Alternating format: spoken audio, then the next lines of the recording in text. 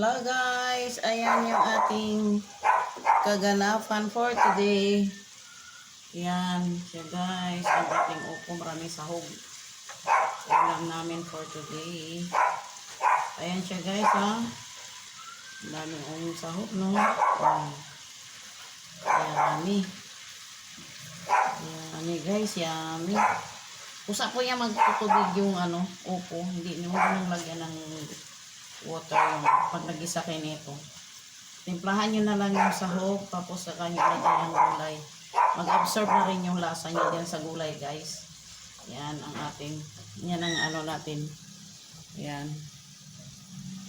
Yan. Yan ang ating ulam for today. Yan.